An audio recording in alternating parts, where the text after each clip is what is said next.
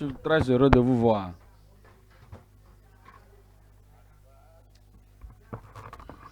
Et cela fera quelque chose de bon dans mon esprit, dans mon cœur. Ne vous en faites pas, j'ai déjà reçu cela. Nous allons prier ensemble. Père, nous te bénissons pour cette heure. Merci pour ton peuple. Merci pour la joie du Seigneur. Merci pour le privilège de te servir. Et Seigneur, nous prions que personne ici te servant ne le fera en vain au nom de Jésus. Tu étais en train de nous parler déjà à propos de l'enlèvement et tu es prêt à ce que chacun de nous soit prêt. Je prie Seigneur que chaque frère, chaque sœur et tout frère, toute sœur et toute personne ici aujourd'hui que tu fasses que nous soyons prêts au nom de Jésus.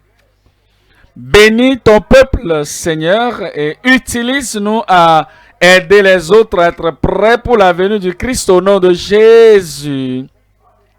Nous te bénissons pour les ossements. Au nom de Jésus, nous prions.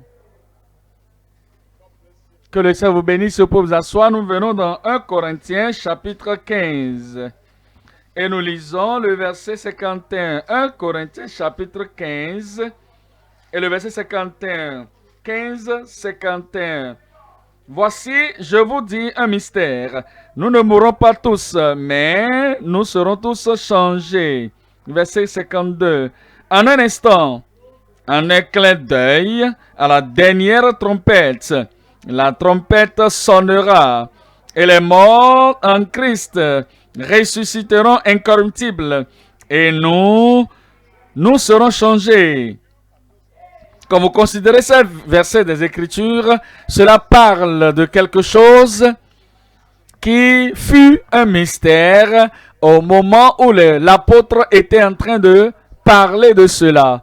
Il parle de quelque chose qui serait un mystère pour la majorité des gens de ce monde. Des millions, des milliers de personnes sur la terre. Lorsque cet événement aura lieu, ce serait un élément de surprise. Beaucoup de personnes dans les rues, beaucoup de personnes vivant dans votre communauté, beaucoup de personnes vivant dans nos villes et dans nos communautés, dans notre pays, là où nous sommes, il y en a des gens qui n'ont jamais entendu parler de l'enlèvement. Et parce que vous l'avez entendu plusieurs fois, cela vous serait un sujet de surprise. Lorsque vous allez voir que des gens autour de vous n'ont jamais entendu parler de ce que quelque chose existe étant là, l'enlèvement. Et que Christ va venir et que les morts en Christ ressusciteront incorruptibles et que les croyants qui sont encore vivants, soudainement, ce que nous savons c'est quoi? La force de la pesanteur garde tout ce qui va en haut, en bas. Et tout ce qui se lève en haut doit descendre. Ça, c'est la force de la pesanteur. Mais tout ce qui est enlevé par le Seigneur, ce serait suspendu en haut. Donc, c'est ainsi pour ceux-là qui sont avec le Seigneur. Donc, ceux qui ne sont pas avec le Seigneur n'espèrent rien de ce qui est pareil à ceci. Donc, maintenant, la loi de la pesanteur perdra son pouvoir sur vous qui êtes des chrétiens. Et voilà pourquoi l'apôtre de Dieu vous montre un mystère. Ce serait un mystère pour la science. Ce serait un mystère pour les gens qui sont des philosophes. Ce serait un mystère pour les gens éduqués par toute la terre. Parce qu'ils ne peuvent pas expliquer, ils ne peuvent pas dire qu'il y aurait quelqu'un autour d'eux qui est appelé chrétien, un saint de Dieu, qui soudainement serait enlevé. Et vous allez dire, mais j'ai pensé que Enoch avait déjà expérimenté cela. Combien de ces gens dans nos communautés savent l'histoire d'Enoch? Vous pensez que les gens seront au courant de ce que Élie était un expérimenté de l'enlèvement? Combien de ces gens lisent la Bible et qui ont compris cette affaire d'Élie? Je pense que les gens sauront que lorsque Jésus était en train de leur parler, soudainement il a été enlevé et ainsi ils l'ont vu allant vers le ciel. Ça c'est l'enlèvement. Je pense que les gens de ce monde savent. Combien pensez-vous savent cela? La majorité des gens Vous ne pouvez jamais dire. Et mais voilà, les chrétiens de Corinthe, l'apôtre leur disait, j'ai beaucoup de choses à vous dire, mais voici ceci, c'est un mystère. Regardez-moi ça, je vous dis un mystère. Regardez le verset 51 encore, il dit, voici, je vous dis un mystère. Nous ne mourrons pas tous. Regardez cette parole, nous ne mourrons pas tous. Ce n'est pas tout le monde qui va mourir. Ce qui est arrivé à Enoch avant le déluge, ce qui est arrivé à Élie avant, en son temps, et ce qui est arrivé à Jésus, nous n'allons pas tous mourir, mais nous serons tous changés. Et il dit que ce ne serait pas seulement un changement graduel, quelque chose qui va se produire tout doucement, et nous serons en mesure de dire, ah voici, je suis en train de partir comme Élie. Vous savez, est-ce que tu sais qu'aujourd'hui, le Seigneur va enlever ton maître de dessus ta tête et ils sont allés dans une autre ville? Est-ce que tu sais qu'aujourd'hui, le Seigneur va enlever ton maître de dessus ta tête aujourd'hui? Et ils ont traversé le Jourdain et demandent ce que tu... Ça, c'est graduel. Ça, c'est tout doucement. Mais ceci, c'est en un clin d'œil. En un clin d'œil. En un moment de temps. Avant d'ouvrir vos yeux, nous sommes partis. Je suis parti. Le 1, la trompette de Dieu sonnera. Et les morts ressusciteront incorruptibles. Et nous, combien de nous? Est-ce que tu serais là? Et nous serons changés. C'est de ça que nous parlons ce soir, les participants à l'espoir béni de l'enlèvement. Les participants à l'espoir béni de l'enlèvement. Nous voyons 3 points. Numéro 1, la prophétie de l'enlèvement des saints avec l'église pieuse. Comprenez ceci. L'église qui serait enlevée, c'est l'église pieuse. L'église pieuse. Il y a une prophétie que tous les saints, sauvés, pieux, justes, les gens dévoués à Dieu, ces gens, ils ont une prophétie qui les concernant. Donc la prophétie des saints, de l'enlèvement des saints avec l'église pieuse. Numéro 2, notre préparation. Vous serez prêts. Je dis vous serez prêts. Notre préparation pour l'enlèvement des saints avec l'église gouvernée. Avec l'église gouvernée. Il y a une église pieuse et il y a une église gouvernée. L'église gouvernée, c'est l'église qui a Christ comme le gouverneur, comme le chef. Et Christ, le chef de l'église, est en train de donner des instructions à tout le corps, à toute l'église. Et est en train de donner des instructions aux membres, aux ministres dans l'église. Et il n'y a pas beaucoup de gens qui seront là, qui seront non gouvernables. Il y a des gens qui disent qu'ils sont églises et qu'on ne peut pas contrôler. Ils ne sont pas, il y a une assemblée particulière de personnes qui ne sont pas dirigées par le ciel. Non, ils sont contrôlés par le Sauveur. Ils sont contrôlés par les Écritures. Ils sont contrôlés par l'Esprit de Dieu. Et c'est ça, une église gouvernée. Une église qui accepte le Seigneur comme le chef de l'église et marchant, bougeant et faisant les choses suivant la direction de la tête de l'église. C'est cette église qui serait enlevée.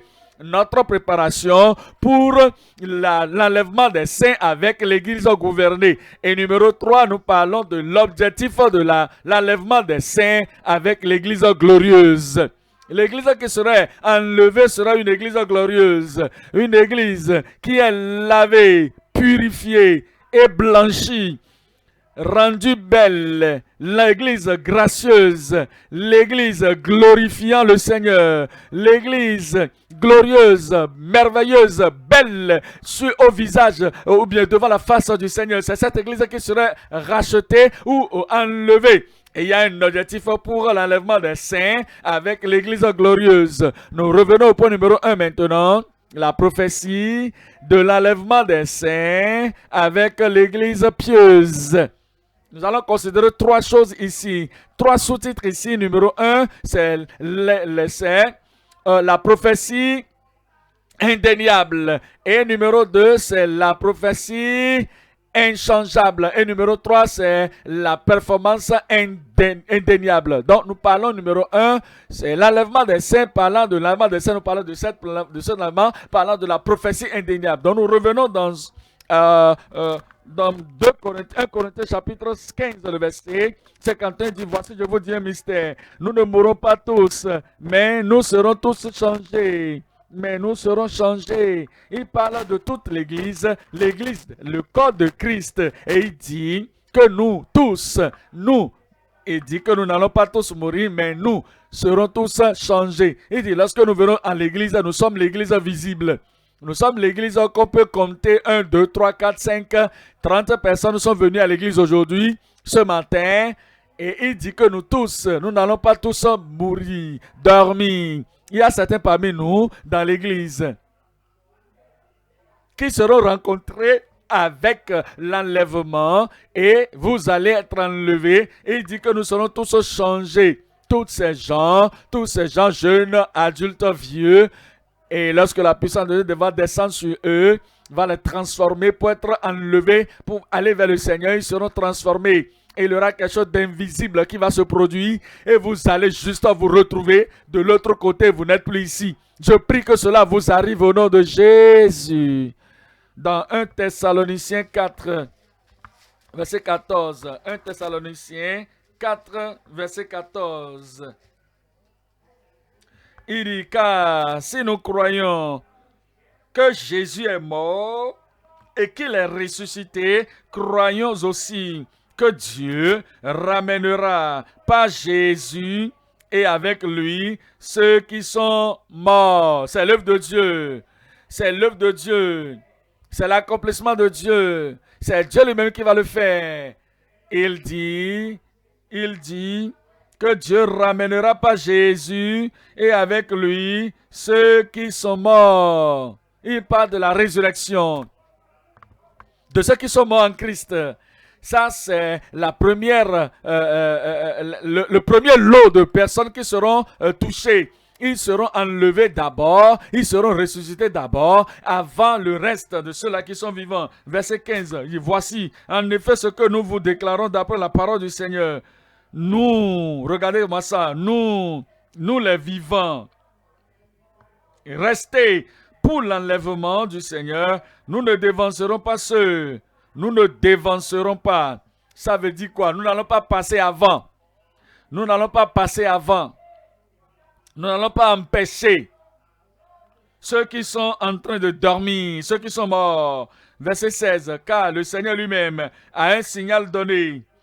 Le Seigneur lui-même a un signal donné à la voix d'un archange et au son de la trompette de Dieu descendra du ciel. Verset 17.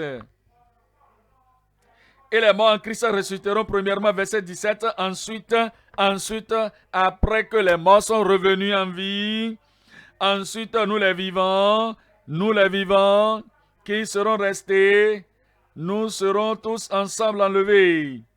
Nous sommes en vie spirituellement. Nous sommes vivants dans les expériences de la grâce de Dieu, vivants dans notre salut, vivants dans notre vie et dans notre connexion avec le Seigneur. Et il dit que nous qui serons vivants et qui serons restés, il dit nous serons ensuite, nous les vivants qui serons restés, nous serons tous ensemble enlevés avec eux. Donc il y a des gens qui sont en train de prendre la rétrogradation comme un jeu. Ils sont dedans aujourd'hui, demain ils sont au dehors. Il y a des gens qui sont en train de prendre aller et revenir, être dedans, être au dehors. Ils prennent cela comme un jeu d'enfant, comme un jouet. Ils sont en train de jouer avec et ils prennent leur vie de chrétien, ou leur chrétienté comme avec légèreté.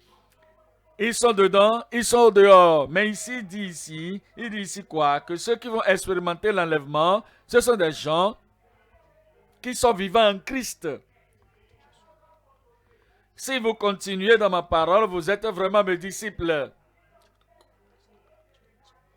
Si vous continuez dans ma parole, vous allez rester avec moi et vous serez mes disciples réellement.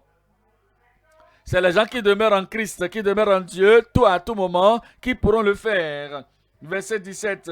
Ensuite, nous les vivants qui serons restés, nous serons tous ensemble enlevés avec eux sur des nuées à la rencontre du Seigneur dans les airs. Et ainsi, nous serons toujours avec le Seigneur. Ça, c'est la prophétie dont il s'agit. Le Seigneur revient. Je dis, le Seigneur revient. Et je prie que vous serez prêts au nom de Jésus. Sous-titre 2, c'est la promesse infaillible.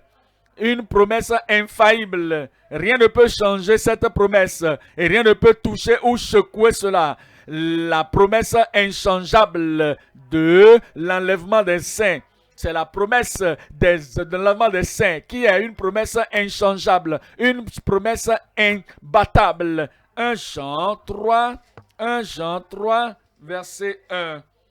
1 Jean 3, verset 1. 1 Jean 3, verset 1 nous dit, « Voyez quel amour le Père nous a témoigné pour que nous soyons appelés enfants de Dieu, et nous le sommes. Si le monde ne nous connaît pas, c'est qu'il ne l'a pas connu. » Le monde ne nous a pas connus parce qu'il n'a pas connu le Christ. Verset 2. Verset 2, « Bien-aimés, nous sommes maintenant enfants de Dieu, et ce que nous serons n'a pas encore été manifesté, mais nous savons que lorsque cela sera manifesté, nous serons semblables à lui. Parce que nous le verrons tel qu'il est. » Comprenez ce qu'il dit ici? Il dit lorsqu'il sera là, il va revenir. Et lorsqu'il sera là, il veut nous enlever avec lui. Il dit, nous serons comme lui, tel que lui-même est, parce que nous le verrons tel qu'il est. Ça veut dire quoi, tout ça? Il dit maintenant, en tant que des croyants, nous devons marcher dans les pas de Christ. Spirituellement, nous devons être comme lui. Dans la douceur, comme lui. Dans la simplicité, comme lui. Dans notre caractère, dans notre comportement, nous devons être comme lui maintenant parce que nous sommes nés de nouveau, nous sommes sanctifiés. Il nous a donné la nature divine.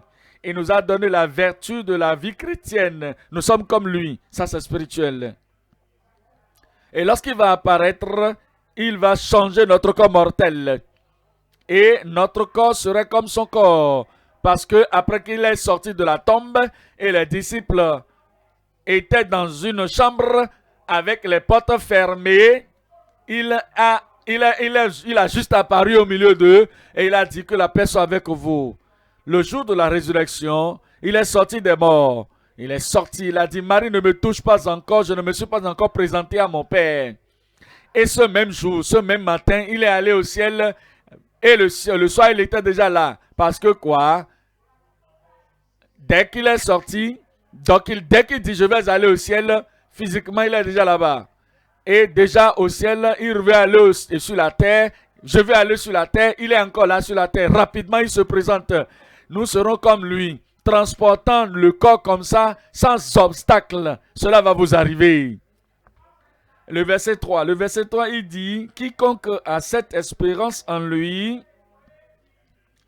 tout frère, toute sœur, tout enfant de Dieu, tout membre de l'Église pieuse,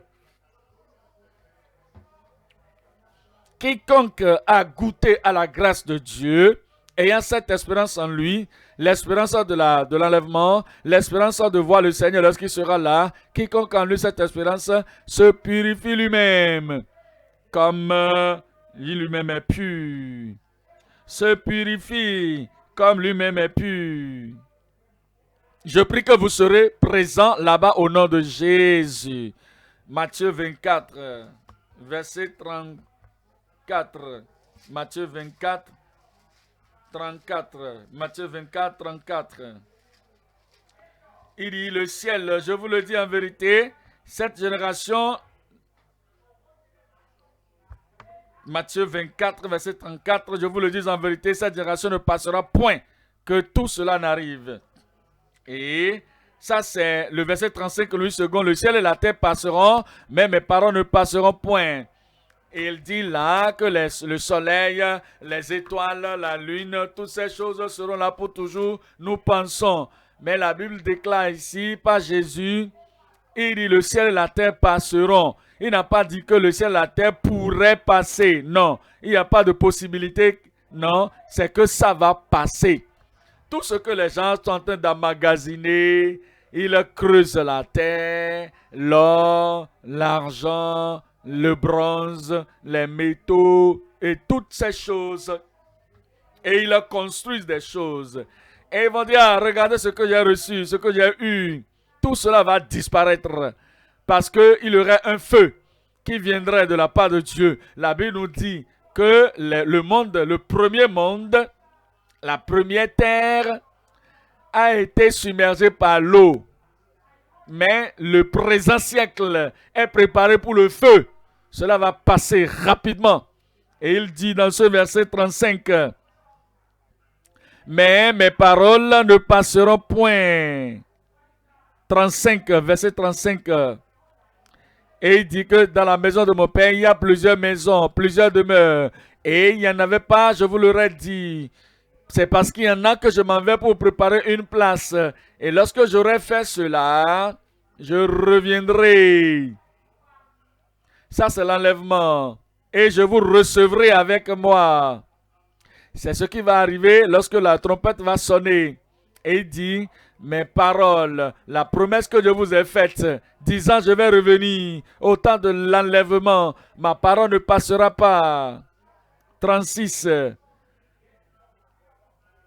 Pour ce qui est du jour et de l'heure, personne ne le sait, ni les anges des cieux, ni le Fils, mais le Père seul. Vous pouvez le dire. L'apôtre Paul fut dans le 3e ciel.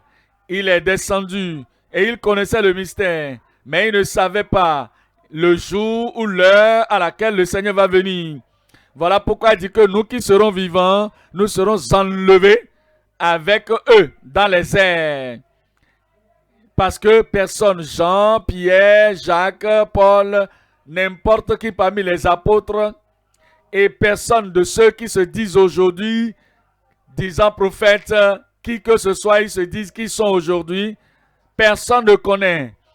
Écrivain de n'importe quel livre, disant que Dieu leur a dit que ce serait telle année, tel mois et tel jour que le Seigneur va revenir. Ils sont des trompeurs, des menteurs. Personne ne connaît le jour ni l'heure. Personne, ni les anges des cieux, ni le Fils, mais le Père seul. 37. Ce qui arriva du temps de Noé arrivera de même à l'avènement du Fils de l'homme. 38. Car dans les jours qui précédaient le déluge, les hommes mangeaient et buvaient, se mariaient et mariaient leurs enfants, jusqu'au jour où Noé entra dans l'arche. 39. Et il ne se doutait de rien, jusqu'à ce que le déluge vint et les emporta tous. Regardez-moi ceci, il en sera de même à l'avènement du Fils de l'homme. Cela viendrait soudainement. Cela viendrait soudainement. Ainsi sera l'avènement du Fils de l'homme. Cela va arriver lorsque beaucoup de personnes ne l'espèrent pas. Ça sera non espéré et ce serait ainsi. Je prie que vous serez prêts. Verset 42. Verset 42. Veillez donc, puisque vous ne savez par quel jour votre Seigneur viendra. Veillez donc, puisque vous ne savez pas quel jour votre Seigneur viendra. 44. C'est pourquoi vous aussi tenez-vous prêts, car le Fils de l'homme viendra à l'heure où vous n'y penserez pas. L'heure où vous n'y penserez pas. Ça, c'est une promesse infaillible. La prophétie qu'on ne peut pas refuser. Et numéro 3, c'est l'accomplissement non arrêtable, l'accomplissement non arrêtable. Le Satan ne peut pas arrêter ceci. Le monde ne peut pas arrêter ceci. La science ne peut pas arrêter ceci. La philosophie ne peut pas l'arrêter. La société ne le peut pas non plus. Les gens du monde ne peuvent pas l'arrêter. Les autres religions ne peuvent pas l'arrêter. L'enlèvement aura lieu. Je dis l'enlèvement aura lieu.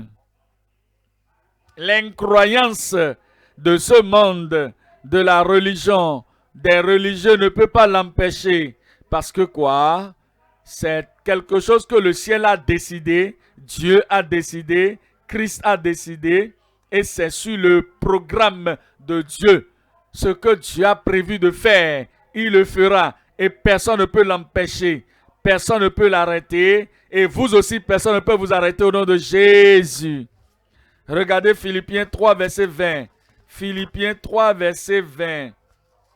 Philippiens 3, verset 20, il dit, car Philippiens 3, le verset 20. Mais notre cité à nous est dans les cieux. Certains, leur cité c'est dans la terre, sur la terre. Leur planification, la terre. Leur disposition, la terre. Leur aspiration, la terre. Leur espérance, la terre. Et eux, ils sont en train de se préparer pour ramasser beaucoup de choses de cette poussière. Mais s'il y a des gens comme Enoch, comme Élie, comme l'apôtre Paul se préparant pour l'enlèvement, sachant que cela peut arriver en leur temps, notre conversation, notre cité, notre désir, notre focalisation, notre espérance, notre manière de vivre et tout ce qui nous concerne, ce que nous voulons faire, ce que nous planifions de faire, ce qui est élevé dans les projets que nous poursuivons, tout ce que nous faisons, notre cité est dans les cieux, d'où nous attendons aussi comme sauveur le Seigneur Jésus-Christ. Verset 21, qui transformera le corps de notre humiliation. Il changera le corps de notre humiliation. Il changera le corps de notre humiliation. Le corps qui est abattu, le corps qui est détruit, le corps qui est retenu par la force de la pesanteur. Il dit, le Seigneur lui-même viendra du ciel et il va changer notre corps d'humiliation afin que cela soit rendu semblable au corps de sa gloire. Voyez-vous cela, c'est l'enlèvement ça. Il va nous refaçonner, il va nous remodeler, il va mettre quelque chose en nous qui va nous rendre comme lui, sa gloire. Ce n'est pas le corps. Lorsqu'il était sur la terre, il avait le corps de l'homme, le corps de la terre. Et il pouvait avoir soif. Il était allé vers la femme, il a dit, donne-moi à boire. Et les autres ont su qu'il avait faim, ils sont allés acheter le pain. Et ils sont venus dire, maître, mange. Et il dit, non, moi j'ai une nourriture à manger que vous ne connaissez pas. Est-ce que quelqu'un est venu lui donner à manger? Ça, c'est le corps terrestre, mais le corps glorieux. Il dit que maintenant, notre corps serait façonné et rendu semblable au corps de sa gloire. C'est le corps qu'il a pris pour aller au ciel. Le corps que la loi de la pesanteur ne peut pas retenir. Vous serez comme ça. Je dis, vous serez comme ça. Je m'imagine maintenant, je suis en train de voir que nous sommes en train de partir et je vois, et voici tel frère, telle soeur, et voici telle soeur là-bas, et nous sommes en train de partir. Nous allons prendre part à cela au nom de Jésus. Par le pouvoir qu'il a de s'assujettir toutes choses. Il a le pouvoir de s'assujettir toutes choses. Ézéchiel 12. Ézéchiel 12, verset 25. Ézéchiel 12, verset 25. Car moi, l'Éternel, je parlerai, ce que je dirai s'accomplira. Est-ce qu'il y a amen de la part de l'Église là? Ce que je dirai s'accomplira. Et ne sera plus différé.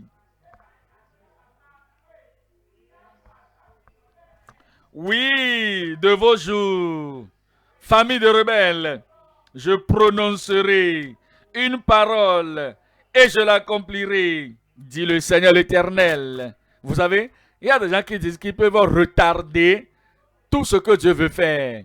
Ils disent que s'ils ne prêtent pas attention à Dieu, ils disent que s'ils méprisent, que s'ils oublient Dieu, s'ils n'obéissent pas à Dieu, s'ils demeurent rebelles contre Dieu, que Dieu serait obligé de retenir son temps pour l'enlèvement. Attendez bien. On a dit que le déluge venait. Et Noé a déclaré que le déluge venait. Mais vous savez, les gens n'ont pas écouté. Cette rébellion de ces gens n'a pas changé le plan de Dieu, ni le temps de Dieu pour le déluge. Cela est arrivé. Les anges étaient venus à Sodome et Gomorrhe. Et les anges ont annoncé, le feu va descendre pour brûler Sodome et Gomorrhe. Les gens de Sodome ont pensé que c'était juste un raconteur. Ils ont pensé que c'était la déception, la tromperie. Ils ont continué dans leur rébellion, dans leur violence. Cette continuation dans leur rébellion n'a pas arrêté le plan de Dieu. Dieu est en train de vous dire, je vous donne la parole en votre jour, en votre temps, que l'enlèvement viendra. Et il dit que c'est dans vos jours que cela sera fait. Maison rebelle, je prononcerai une parole et je l'accomplirai, dit le Seigneur l'Éternel. C'est un accomplissement non arrêtable par parlant de l'enlèvement des saints. Verset 28. C'est pourquoi, dis-le, ainsi parle le Seigneur l'Éternel, il n'y aura plus de délai dans l'accomplissement de mes paroles. Est-ce qu'il a dit que les morts ressusciteront? Cela va arriver. A-t-il dit que Christ viendrait? Cela va arriver. A-t-il dit que l'enlèvement aura lieu? Cela se produira. Parce que aucune de mes paroles ne sera retenue. Car la parole que je prononcerai s'accomplira, dit le Seigneur l'Éternel. Cela sera. Et lorsque cela sera, vous serez participants au nom de Jésus. Qu'est-ce que nous allons faire? Pourquoi nous nous préparons? Afin de ne pas rater ce jour. Point numéro 2, notre préparation pour l'enlèvement des saints avec l'Église gouvernée. L'Église gouvernée. Je vous l'ai déjà expliqué ce que ça veut dire. Que l'Église qui a accepté que Christ est le chef, non seulement en parole, mais en réalité. Éphésiens 5. Éphésiens 5. Verset 23. Éphésiens, chapitre 5, le verset 23. Car le mari est le chef de la femme, comme Christ est le chef de l'Église, qui est son corps et dont il est le sauveur. Christ est le chef de l'Église et il est le sauveur du corps. Avez-vous compris cela? La tête est le sauveur du corps. La tête donne des instructions aux mains. Lorsque vous avez soif d'aller chercher de l'eau à boire, c'est la tête qui donne les instructions. Et les mains prennent le verre d'eau et boivent. Et vous avez faim. La tête donne des instructions aux mains et aux pieds de marcher, de sortir, d'aller quelque part pour aller chercher là où la nourriture se trouve. Les pieds, les mains doivent obéir aux instructions de la tête pour que vous vous nourrissiez. La tête est le sauveur du corps. Vous marchez et vous allez quelque part, vous voyez le véhicule qui vient. La tête donne des instructions. Arrête-toi, ne bouge plus. Et tu obéis à l'instruction de la tête. La tête est le sauveur du corps, vous prévenant du danger et vous sauvant du danger. Christ est la tête de l'Église. Christ donne des instructions à tout le corps de l'Église. Le préservant l'Église, la préservant du danger, de la mort spirituelle et de la dégradation, de la souillure et de la pollution. Christ est le chef de l'Église. Christ est le sauveur du corps. Et comme le corps est gouverné par Christ, c'est ce gouvernement de Christ dans l'Église, sur l'Église, qui préserve l'Église au temps de son avènement. Verset 24. Or, de même que l'Église est soumise à Christ, les femmes aussi doivent l'être à leur mari en toutes choses. L'Église et les membres de l'Église doivent se soumettre à Christ en toutes choses. C'est de cette façon que nous dirions que l'Église est une Église gouvernée, une Église qui est sous la direction, le contrôle, la doctrine de Christ. Maintenant, quelle préparation faisons-nous en tant que des membres de cette Église gouvernée pour être prêts pour le jour de l'enlèvement? Numéro 1, c'est la foi qui demeure avec la pureté de cœur. La foi qui demeure avec la pureté de cœur. Numéro 2, c'est l'amour abondant d'un cœur purifié. L'amour abondant d'un cœur purifié. Numéro 3, c'est l'espérance rassurante d'un cœur persévérant. La foi, l'amour et l'espoir, ou l'espérance. Numéro 1, c'est la foi qui demeure avec une pureté de cœur. Hébreux 11, verset 5.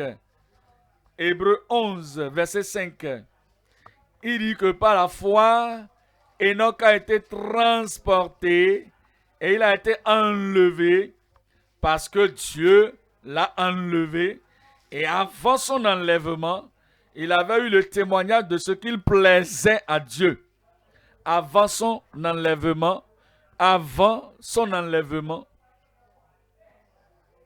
il avait eu le témoignage qu'il plaisait à Dieu. Il était agréable à Dieu.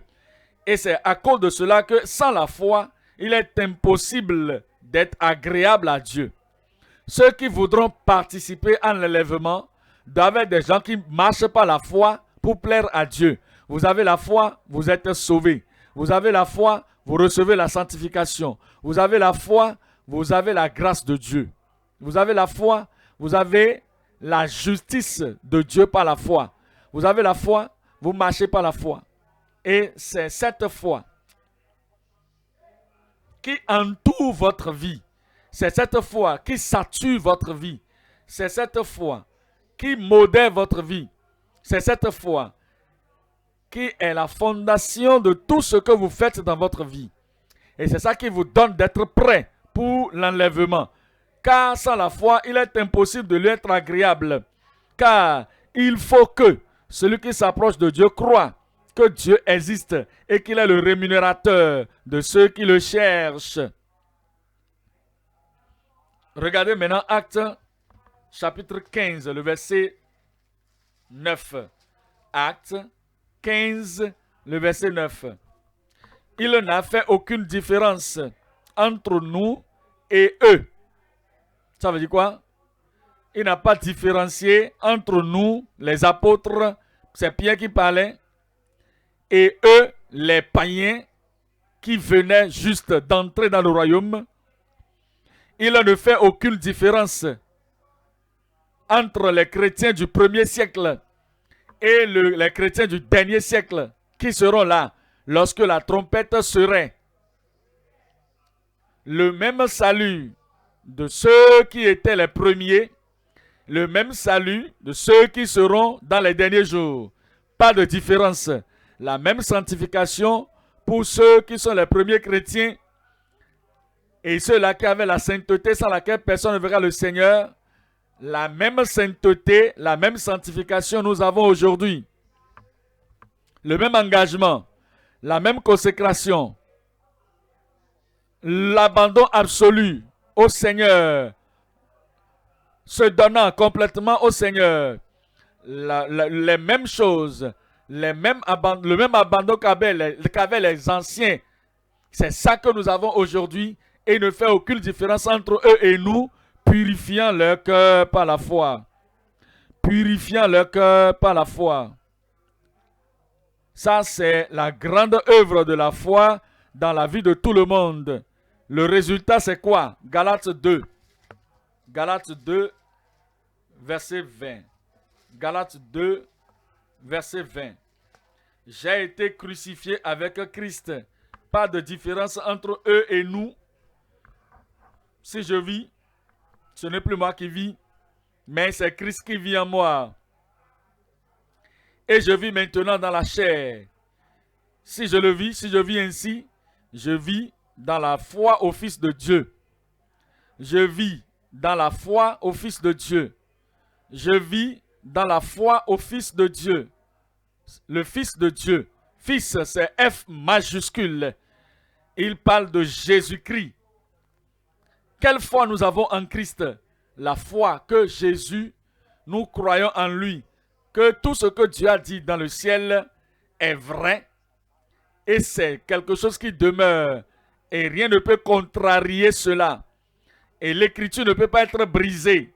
Nous vivons par la même foi au Fils de Dieu, que Jésus-Christ a la même foi, qui croit la totalité de la parole de Dieu, que la parole ne peut pas être brisée. La parole ne peut pas être cassée. La parole est infaillible. Nous vivons avec la même foi au Fils de Dieu. Que le Père qui m'a envoyé est toujours avec moi. Ça, c'est la foi du Fils de Dieu. Que vous croyez partout où vous êtes, vous croyez partout où vous vous trouvez. Le Seigneur qui vous a envoyé dans ce monde est avec vous. Et c'est un Dieu fidèle. Quoi que ce soit qui arrive, quoi que ce soit qui se produit, le Seigneur permet cela. Et vous devez savoir que toute chose concourt pour le bonheur de ceux qui sont appelés de Dieu, de ceux-là qui aiment le Seigneur. Et tout ce qui arrive, arrive selon son objectif divin dans votre vie. Et c'est pour cela que lorsque vous vous préparez pour l'enlèvement, c'est la même foi que vous devez avoir qui va demeurer en vous.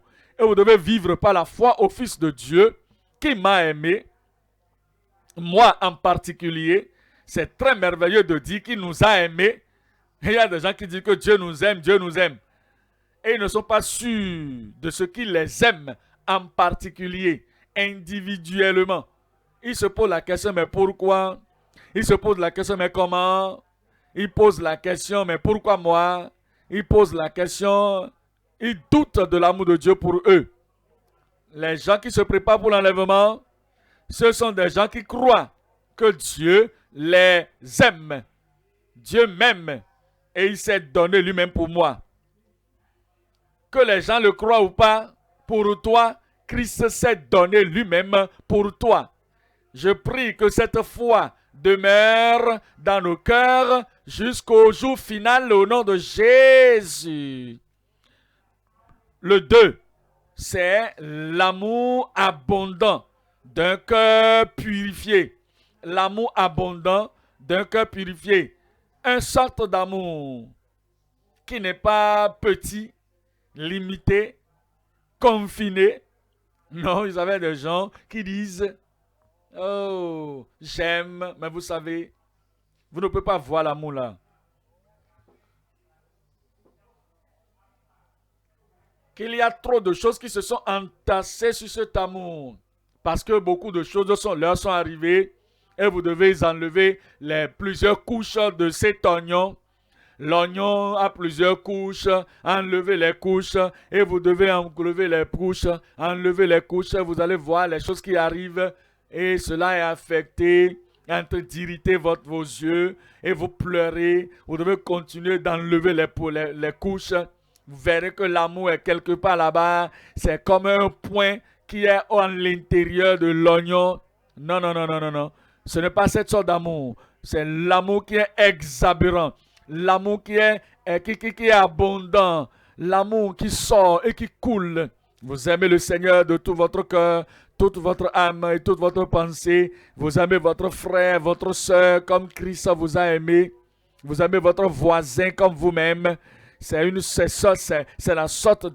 ça là, l'amour que nous désirons. C'est le type d'amour que le Seigneur désire. Pas de peur dans l'amour, pas de crainte dans l'amour, pas de choses négatives dans l'amour. Vous aimez seulement. Quelqu'un a fait quelque chose, ça c'est une erreur. Il ne l'a pas fait délibérément. Vous devez être en mesure de donner une bonne construction, une bonne interprétation de tout ce que quelqu'un fait. Vous n'êtes pas négatif, vous n'êtes pas critiquant, vous n'êtes pas là en train de murmurer. Vous avez l'amour dans votre cœur, sorte d'amour qui ne va pas vous pousser derrière. Bah, ils ont dit cela à propos de moi, ils ont dit cela de moi, et à cause de cela, mon amour a été détruit, mon amour est parti, mon amour est rétrocédé, mon amour est rentré à l'intérieur. Oh, l'amour est très très craintif, il ne peut pas sortir maintenant. Non, ton amour doit abonder et tout le monde doit pouvoir voir cela. Je prie que si cet amour n'est pas là, l'amour là va pénétrer tous les cœurs au nom de Jésus. Donnez-moi un amour de l'église de la profonde.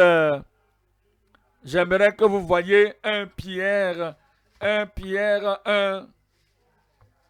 le verset 22.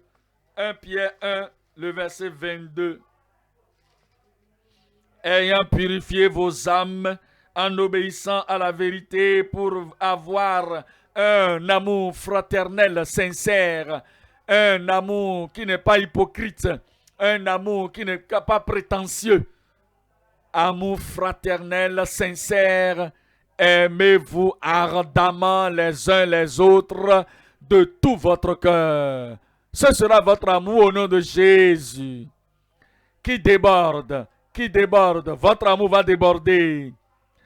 Atteignant tous les lieux, touchant tout le monde et transformant les ténèbres en lumière. Votre amour va transformer les ténèbres dans toute vie en lumière au nom de Jésus. Votre amour va élever quelqu'un, va encourager quelqu'un, va faire que quelqu'un va aller de l'avant. Votre amour va pousser quelqu'un vers l'avant, va faire que quelqu'un va désirer la vie, va mener que la personne va désirer une vie objective au nom de Jésus. Ça, c'est ce sorte d'amour. C'est de ça que nous parlons. Et c'est de ça que le Seigneur parle. Vous vous levez de jour et vous vivez dans le jour. Vous faites ceci, vous faites cela, vous faites cela. Je n'ai pas exprimé l'amour avec quelqu'un aujourd'hui. Je n'ai pas partagé l'amour avec quelqu'un aujourd'hui. Je n'ai pas imparti l'amour avec quelqu'un aujourd'hui. Je n'ai pas encouragé quelqu'un aujourd'hui. Je n'ai pas élevé quelqu'un aujourd'hui. Je n'ai pas donné l'argent à quelqu'un aujourd'hui. Je n'ai pas pu nourrir quelqu'un aujourd'hui. Je n'ai pas pu donner un verre d'eau fraîche à quelqu'un aujourd'hui. Je cherche quelqu'un. Je dois être une bénédiction pour quelqu'un aujourd'hui. Et vous agissez avec cela. Et vous êtes proactif dans toutes les situations. C'est de ça que nous parlons. Et c'est de ça que le Seigneur désire. Et cela, vous l'aurez au nom de Jésus. Sous-titre 3 à ce niveau, c'est l'espérance rassurante d'un cœur patient et persévérant. Nous voyons titre 2, verset 13. Titre 2, verset 13. Ce témoignage est vrai. Titre 2, verset 13. Vous savez, il dit en attendant la bienheureuse espérance. Et il y a des gens qui viennent à l'église. Quand ils viennent à l'église, ceux qui viennent, ils déposent sur le siège et ils sortent. Et lorsqu'ils sortent, leur vie est exactement telle qu'elle était avant qu'ils ne soient au culte. Ils sont là avec le même désespoir. Les mêmes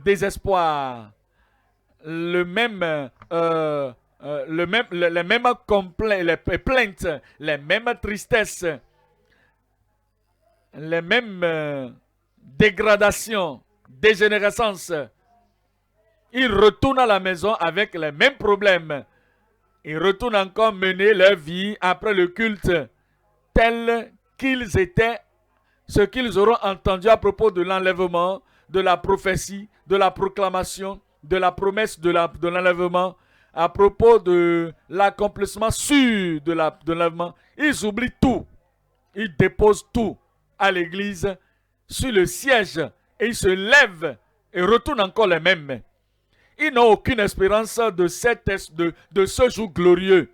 Mais vous savez, ceux qui seront ressuscités, ceux qui seront enlevés, c'est des gens qui recherchent cela. Ils ont toujours cela dans leur cœur, dans leur pensée. Le sujet les influence.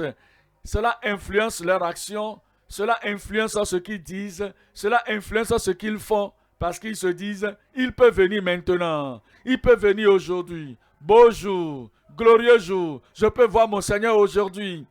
Glorieux jour, beau jour. Je peux voir mon Seigneur aujourd'hui. Et à cause de cela, à cause de ce qu'ils recherchent, à cause de ce qu'ils regardent, tout ce qui concerne leur vie, c'est pour le bon espoir. Je prie que vous serez ainsi.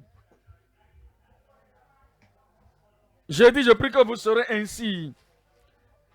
Espérant cette glorieuse apparence de notre Seigneur et en attendant la bienheureuse espérance et la manifestation de la gloire du grand Dieu et de notre Seigneur Jésus-Christ. Ça, c'est là l'enlèvement dont il parle. Verset 14, qui s'est donné lui-même pour nous, afin de nous racheter de toute iniquité et de se faire un peuple qui lui appartienne, purifié par lui et zélé pour les bonnes œuvres.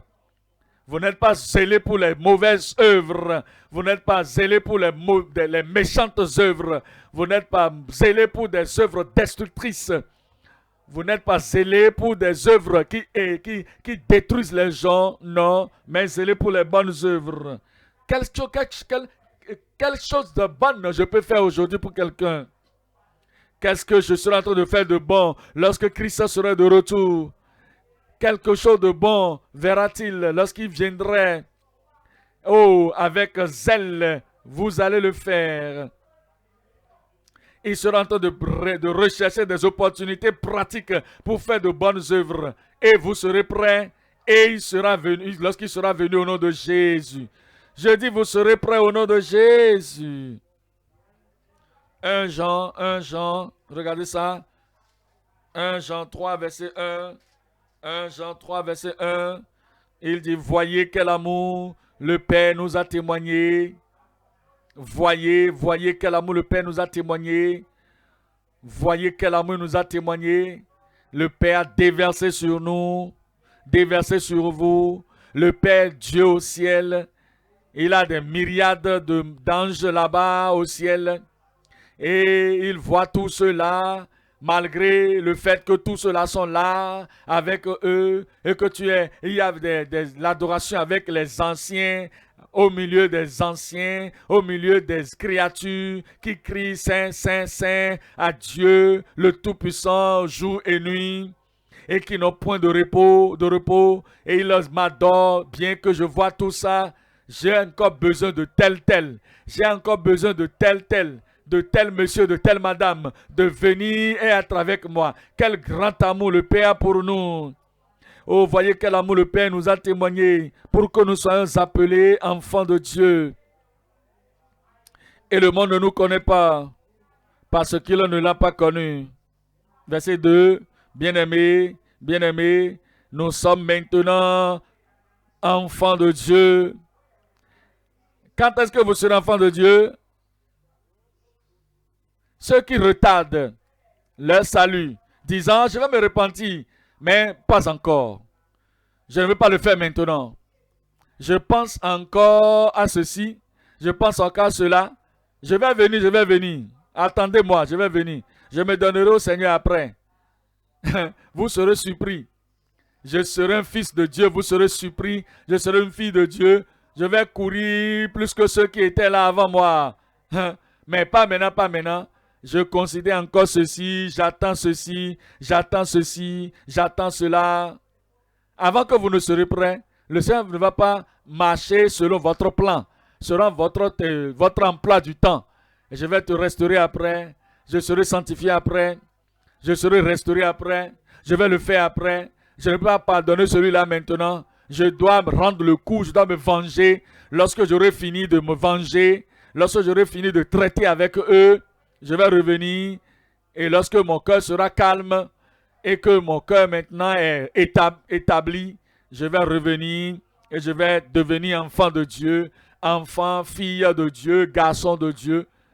Qui te dit que Dieu va abandonner son emploi du temps et retarder l'enlèvement à cause de toi et marcher selon ton emploi du temps?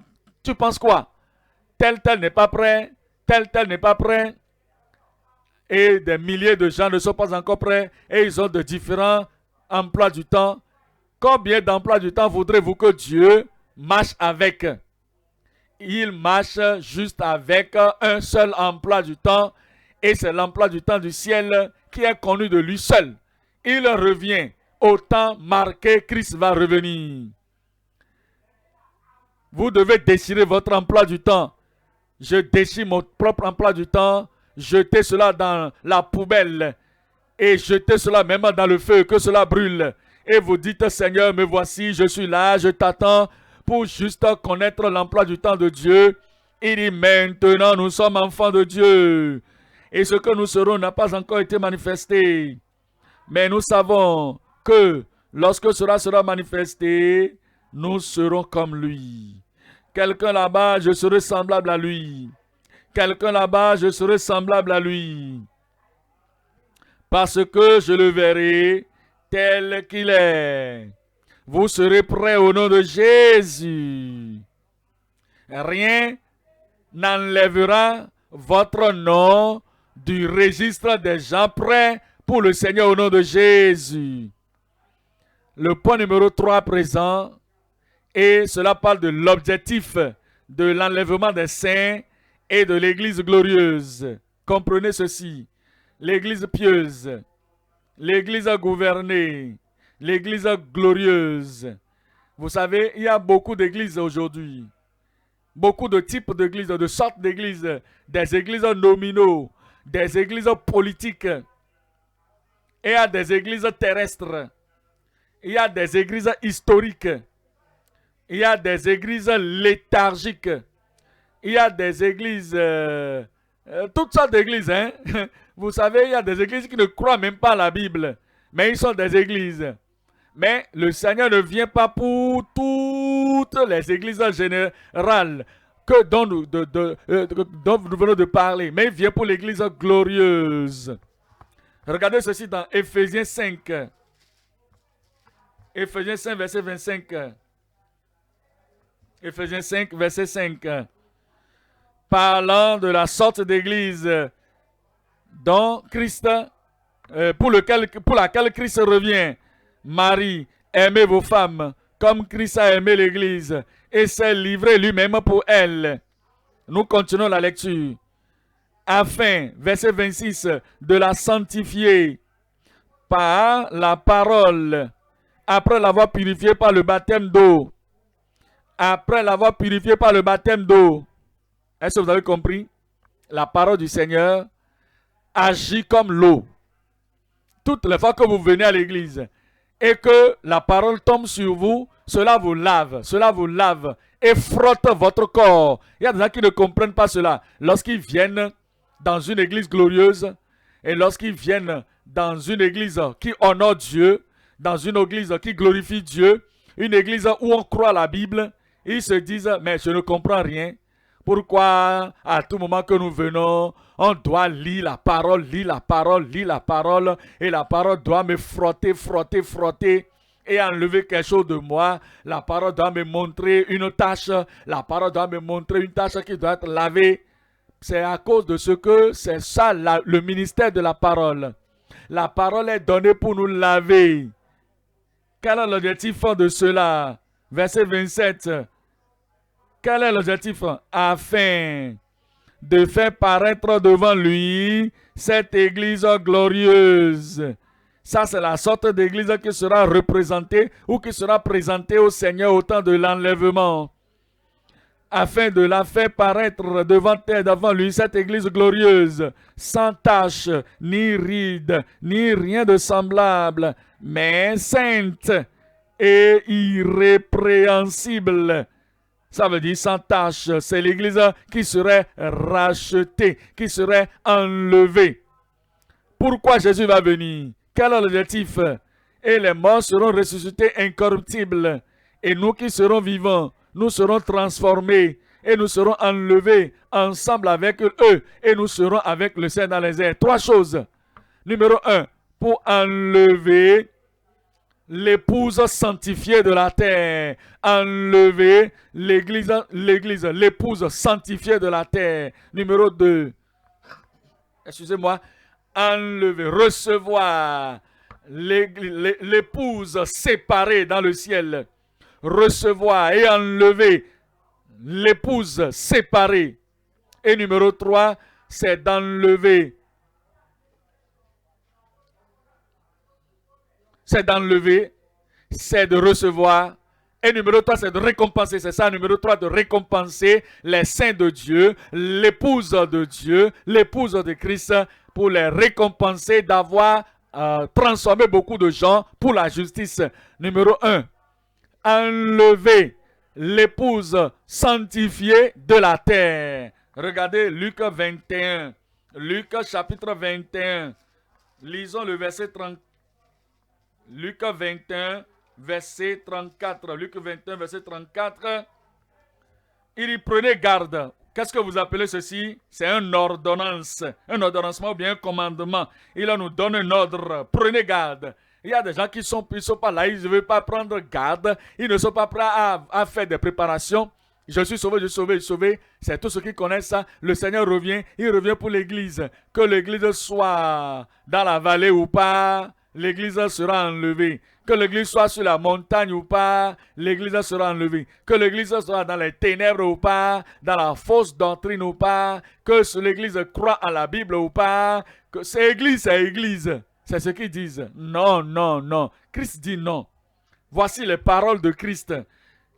Christ dit, prenez garde à vous-même, de crainte que vos cœurs ne s'apesantissent par les excès du manger et de boire, et par les soucis de la vie, et que ce jour ne vienne sur vous, et que ce jour ne vienne sur vous. Un jour va venir, que nous soyons prêts ou pas, un jour viendra.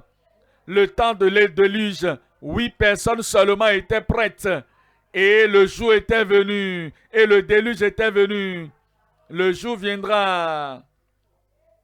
Il dit, c'est toi qui dois veiller. C'est toi qui dois prendre garde. C'est toi qui dois faire attention afin que ce jour ne vienne pas sur toi à l'improviste. Verset 35. Car il viendra comme un filet sur tous ceux qui habitent sur la face de toute la terre. De toute la terre. De toute la terre. Il y a des gens qui disent, non, vous savez, l'enlèvement, lorsque cela arrivera, ça va se produire seulement dans les grandes villes qui sont bien connues. Non, mon frère, ça va se produire partout. Tous ceux qui sont dans les airs, dans les avions, lorsque l'enlèvement viendra, cela va les affecter. Ceux qui sont sur la voie, dans leur voiture, sur la voie, l'enlèvement leur viendra.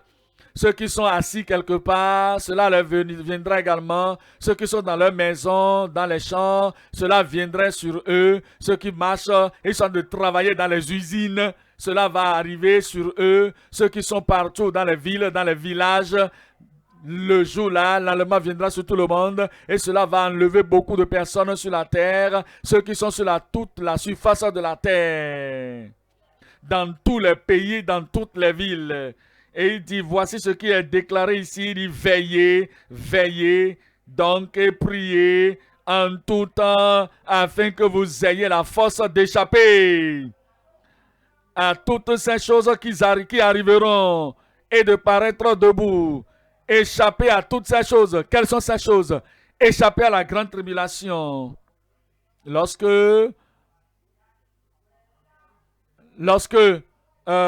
le Seigneur va lorsque la guerre veut venir sur un pays, l'autre pays qui veut envoyer la guerre, les gens qui sont dans ce pays vont évacuer les gens. Et lorsque vous le voyez, quand on dit qu'on veut déverser quelque chose, on veut déverser la guerre, on veut déverser des bombes sur un pays, l'autre pays qui veut le faire va évacuer ces gens, faire sortir ces gens, son ambassade, enlever l'ambassadeur, enlever les ressortissants de son pays, avant que la guerre, avant que les bombes ne soient jetées. Voyez-vous, donc Dieu va enlever son peuple d'abord de dessus la surface de la terre, avant que la bombe ne descende sur la terre. Et l'agneau a une épouse. L'agneau a une épouse. Il est la tête, le mari. Et l'église est la femme. Il doit enlever sa femme d'abord de dessus la terre avant que la tribulation ne prenne place. Voilà pourquoi Jésus-Christ lui-même a dit: vous devez veiller, prier en tout temps, afin que vous ayez la force d'échapper à toutes ces choses qui arriveront et de paraître debout devant le Fils de l'homme. Ça, c'est l'enlèvement. Vous allez échapper la grande tribulation et vous allez tenir devant le Fils de l'homme et vous allez recevoir, et il va vous recevoir avant que la grande tribulation ne descende sur la terre. On nous a dit dans 1 Thessaloniciens 5, le verset 4. 1 Thessaloniciens chapitre 5, le verset 4. Il dit: mais vous, frères, vous n'êtes pas dans les ténèbres, pour que ce jour vous surprenne comme un voleur. Regardez le verset 5. Vous êtes tous des enfants de la lumière et des enfants du jour. Nous ne sommes point de la nuit ni des ténèbres. Verset 6 plutôt. Ne dormons donc point comme les autres, mais veillons et soyons sobres. Car ceux qui dorment, dorment la nuit, et ceux qui s'enivrent la nuit. Mais vous, le verset 8, mais nous plutôt, nous qui sommes du jour, soyons sobres, ayant revêtu la cuirasse de la foi et de la charité, l'amour, et ayant pour casque l'espérance du salut. Pourquoi? Verset 9. Car Dieu ne nous a pas destinés à la colère. Dieu ne nous a pas destinés à la colère. La colère de la grande tribulation, la colère du Dieu Tout-Puissant, la colère de l'agneau. Dieu ne nous a pas destinés à la colère, mais à l'acquisition du salut par notre Seigneur Jésus-Christ. Nous allons échapper la grande tribulation et nous serons partis en l'enlèvement. Le Seigneur nous enlèverait, il enlèverait l'Église, l'épouse sanctifiée avant la grande tribulation au nom de Jésus. Numéro 2, à ce niveau, c'est de recevoir et d'enlever ou de recevoir l'épouse séparée dans le ciel. Vous savez, si vous êtes marié, particulièrement lorsque vous êtes marié, les premiers jours de votre mariage, vous savez, votre ami, l'ami terrestre, l'ami le même sexe ou bien de différents sexes, je vous dis, avant que vous ne vous mariez. Maintenant, vous êtes marié et la femme est tellement excitée par l'homme. Voici la chose la meilleure qui m'est jamais arrivée. Et à cause de cela, elle se sépare de tous les autres amis d'anciens temps. Les amis, les autres avec lesquels elle marchait et planifiait ensemble, faisait des choses ensemble, mais elle doit se séparer de tout cela parce que maintenant elle est une femme, une épouse.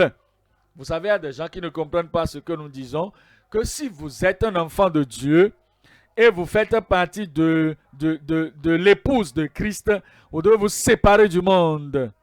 Si vous êtes encore amis avec le monde, vous êtes ennemis de Dieu. L'enlèvement n'est pas pour les ennemis de Dieu. Ceux qui ne sont pas séparés du monde sont des ennemis de Dieu et ils ne comprennent pas qu'ils doivent enlever leur cœur loin de celui qui retient leur cœur. Auparavant, si c'est Satan qui gardait votre cœur, si c'est l'occultisme qui gardait votre cœur, je vous l'ai dit, si c'est le monde, la société qui gardait votre cœur, vous vous apprêtez maintenant pour le ciel, pour l'enlèvement, vous devez retirer votre cœur de leurs mains. Si votre cœur était entre les mains, dans le commerce, votre cœur était dans la souillure, la poussière du travail, vous êtes immergé dans le travail, vous êtes immergé, vous êtes là, embourbé. Vous savez, maintenant le Seigneur vient, vous devez vous retirer de toutes ces choses qui vous retenaient. Parce que maintenant vous espérez l'époux qui doit venir. Vous devez vous séparer comme une épouse séparée et mise à part pour le Seigneur. Regardez ce qu'il dit. C'est pour vous recevoir l'Église pour lui-même. Jean 14. Jean 14, verset 1. Que votre cœur ne se trouble point. Croyez en Dieu et croyez en moi. Que votre cœur ne se trouble point. Tout ce qui arrive, tout ce qui se passe autour de nous, et les gens sont tellement troublés, ils ne peuvent plus sortir, ils ne peuvent plus venir à l'église, ils ne peuvent plus venir à l'étude biblique. J'ai décidé, lorsque c'est 6 heures du soir, je ne vais pas sortir parce que vous savez ce qui se passe actuellement. J'ai entendu telle histoire. Ils ne mènent pas leur vie à propos selon la Bible. Ils mènent leur vie sur la base des histoires. J'ai entendu. Ils n'entendent pas du ciel. Ils entendent seulement du monde. De telles personnes ne se préparent pas pour le ciel. Que votre cœur ne soit pas troublé. Le Seigneur vous prépare pour l'enlèvement. Le Seigneur ne vous prépare pas pour les kidnappeurs. Je n'ai pas entendu votre amen. Le Seigneur ne vous prépare pas pour que vous soyez attrapés par les gens difficiles. Il ne vous a pas préparé pour l'adversité. Vous serez en vie et vous serez en bonne santé et vous serez protégés. Vous allez demeurer sous l'abri du Très-Haut, à l'ombre du Tout-Puissant. 10 000 à votre côté, milliers à votre côté, rien ne vous touchera. Je dis, cela ne vous touchera pas. Cela ne me touchera pas. Cela ne m'approchera pas. Pas de trouble de cœur. Pas de palpitation de cœur. Je vais tout droit au jour du salut, au jour de l'enlèvement, et je serai là-bas. Je te pose la question, est-ce que tu seras là-bas? Que ton cœur ne se trouve point. Crois en Dieu, crois aussi en Jésus. Il y a plusieurs demandes dans la maison de mon Père. Si cela n'était pas, je vous l'aurais dit. Je vais vous préparer une place. Je vais vous préparer une place. Dites-moi maintenant. Est-ce que vous croyez vraiment ce que nous sommes en train de lire? Je vous parle, vous qui m'écoutez. Est-ce que vous croyez vraiment que Christ est allé vous préparer une place? Quelqu'un est en train de construire une maison pour vous. Et cette personne qui construit la maison pour vous pense à vous à tout moment. Parce qu'il met ceci, il met cela. Et c'est un bon docteur également, c'est un bon médecin. Et vous êtes malade et il est en train de vous bâtir une maison. Est-ce qu'il va vous laisser mourir de la maladie avant que la maison ne soit prête? Il va vous guérir. Il va vous délivrer. Il va vous garder content. Il va vous garder sauvé. Cette maison qu'il est en train de construire pour vous, personne ne va l'occuper à votre place. Je m'en vais vous préparer une place. Verset 3. Et lorsque je m'en serai allé et que je vous aurai préparé une place, Je reviendrai. Ça, c'est l'enlèvement. Ça, c'est l'enlèvement. Je reviendrai. Et je vous ferai quoi? Qu'est-ce qui suit là? Qu'est-ce qui suit là? Je vous recevrai. Je vous prendrai avec moi. Ça, c'est pour l'objectif de l'enlèvement. Il va enlever l'épouse de la terre. Et il va recevoir l'épouse avec lui-même. Pour que, afin que là où je suis, vous y soyez aussi. Serez-vous là-bas? Je vous pose la question, serez-vous là-bas?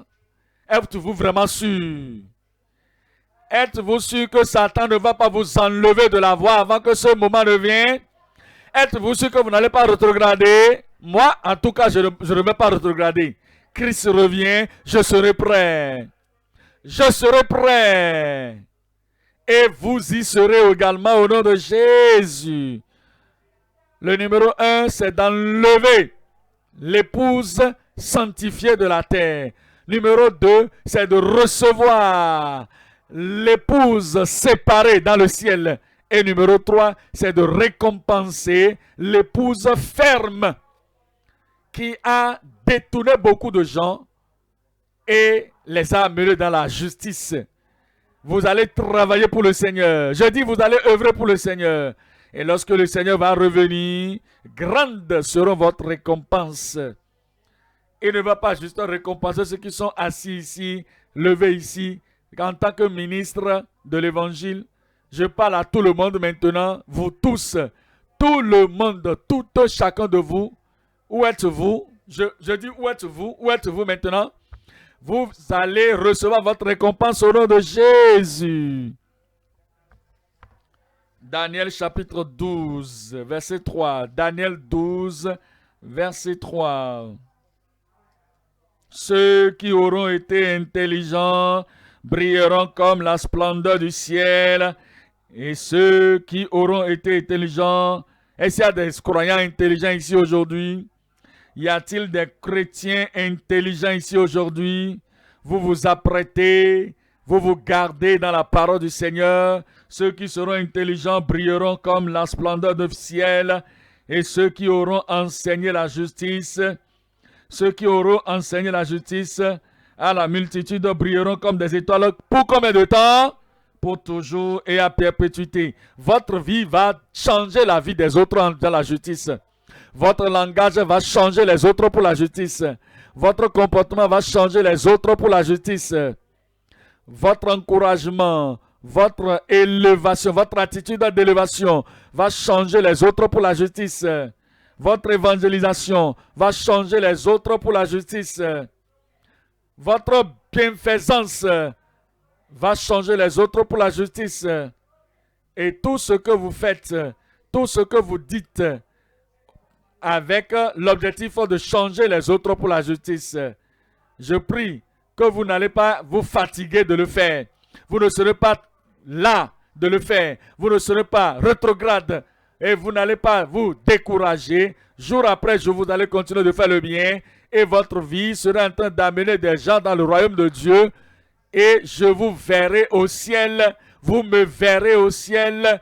Et je verrai une étoile sur votre, je verrai une couronne sur votre tête et des étoiles qui l'entourent, parce que votre récompense ne va pas tomber par terre au nom de Jésus. Vous êtes où là? Pourquoi ne pas vous tenir debout et commencer par le dire à Dieu maintenant? Seigneur, je te remercie. Je sais que je ne me prépare pas pour la grande tribulation. Tu me prépares pour l'enlèvement. Tu me prépares pour l'enlèvement. Pour la venue du Christ, la venue de mon Sauveur, la venue de mon épouse, la venue de mon époux. J'ai besoin de la grâce, j'ai besoin de l'espoir, tout ce qu'il faut pour que je sois prêt. Donne-moi ça aujourd'hui. Et lorsque je vais quitter le culte maintenant, je ne vais pas laisser le message sur le siège, je partirai avec le message. Je partirai avec le message. Et je vais vivre tel que tu le veux pour moi, prêt pour la venue de mon Seigneur.